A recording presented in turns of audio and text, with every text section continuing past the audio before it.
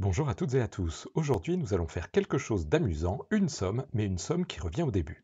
Je dispose d'une série de nombres, je ne sais pas combien il peut y en avoir, c'est à définir, et je les ai appelés ma plage.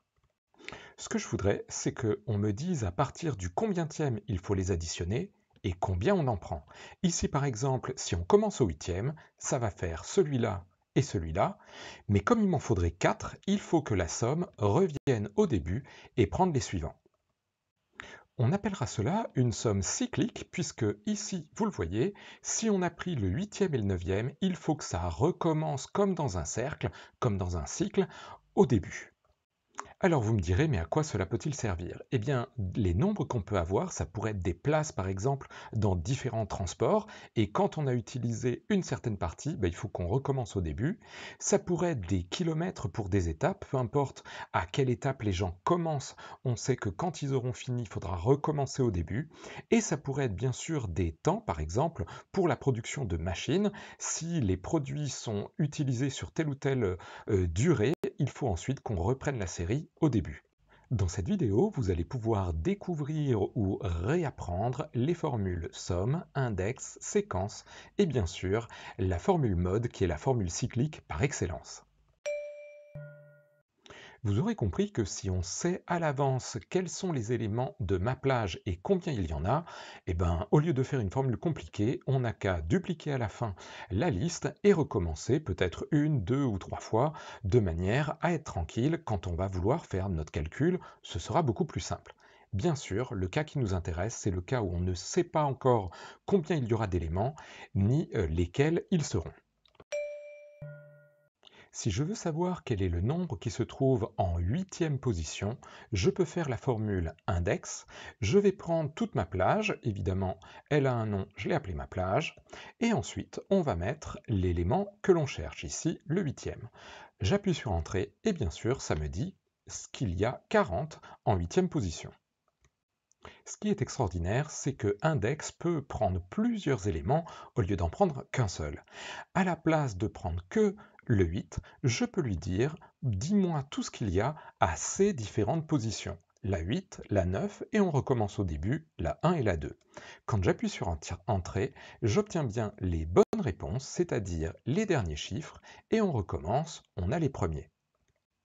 Et bien sûr, si au lieu d'afficher ces différents éléments, je veux les additionner, j'ai juste à faire une somme autour et j'obtiens immédiatement le bon résultat. Vous aurez compris que notre défi maintenant, c'est d'arriver à créer cette série de chiffres. Comment lui dire que à partir d'un élément, il faut en prendre un certain nombre, puis recommencer au début. Si on me demande d'afficher une série de 4 éléments, je peux utiliser la formule séquence, taper 4, fermer la parenthèse et j'obtiens 4 éléments.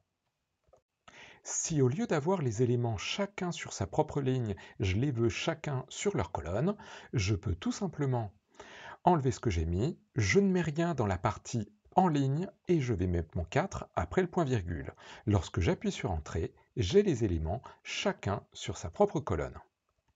Mais bien sûr, il y a mieux. Si jamais je dispose et du nombre d'éléments qu'il me faut et du numéro de début, je peux tout simplement les mettre dans ma formule. Ici, je vais donc mettre qu'il me faut 4 éléments et je vais ensuite laisser vide le nombre de colonnes et lui dire que le début, c'est 8.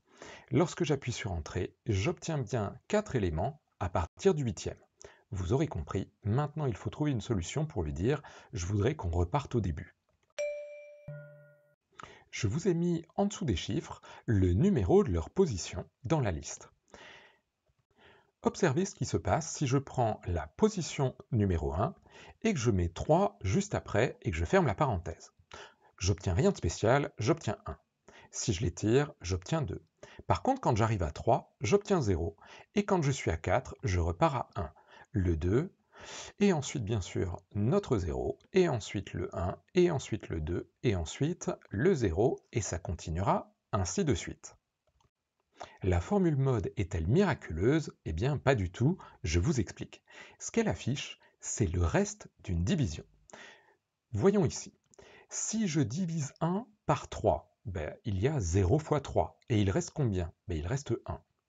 Ici, lorsque je divise 2 par 3, Je l'ai combien de fois 3? 0 fois. Donc il reste 2. Par contre, quand j'arrive à 3, il y a combien de fois 3 dans 3? Une fois, et il reste combien? 0. Et bien voilà, on passe à la suite.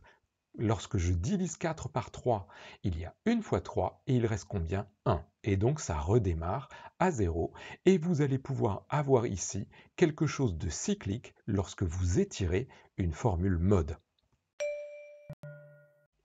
Malheureusement, la formule mode fait que lorsqu'on arrive sur un nombre entier de fois où il y a le diviseur, ça nous dit qu'il reste 0.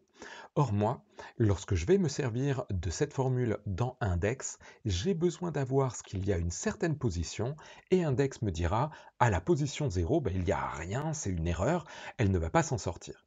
Il faudrait donc que je trouve une astuce pour que ça me fasse 1, 2, 3, 1, 2, 3, 1, 2, 3 et pas des zéros. Pour corriger cela, je vais utiliser la formule mode, je vais prendre la position comme tout à l'heure, mais avant d'aller plus loin, je vais enlever 1. Point virgule, je mets mon diviseur, on avait pris comme exemple 3, gardons-le, et maintenant je vais bien sûr rajouter l'élément que j'avais enlevé. J'obtiens le même résultat pour les deux premiers, bien sûr, j'obtiens 3 pour le suivant, et à chaque fois, j'obtiens 1, 2, 3, 1, 2, 3, et je n'ai plus le 0 qui me gênait. Et bien voilà, nous pouvons compléter la formule que nous avions commencé tout à l'heure. On voudra faire la somme de quoi? De tous les éléments qui se trouvent à une certaine position. Maintenant, fabriquons la séquence des positions. C'est mode. Dans mode, j'ai besoin de mettre ma séquence, et vous vous souvenez, il fallait que je mette la quantité, alors j'ai donné un petit nom à cette cellule, je l'ai appelée quantité pour que ce soit plus clair. Ensuite, je n'ai pas besoin de dire combien je veux de colonnes, par contre, j'ai besoin de lui dire à combien je commence. Et je peux refermer séquence. Voilà, je vais avoir une série. Par contre, cette série, elle va contenir des zéros. Vous vous souvenez, on avait dit qu'il fallait qu'on fasse -1, et ensuite qu'on mette notre diviseur. Alors le diviseur, je ne vous l'ai peut-être pas expliqué, c'est le nombre d'éléments qu'il y a dans ma plage. Alors honnêtement, il y a une formule qui calcule ça, c'est nbval. Eh bien écoutez, je vais mettre nbval et ma plage, et je referme la parenthèse. Maintenant, je peux refermer la parenthèse de mode, et vous vous souvenez, il faut que je ferme, attention, mais que j'ajoute un élément. Puisque j'avais enlevé le -1, il faut que je le rajoute de l'autre côté.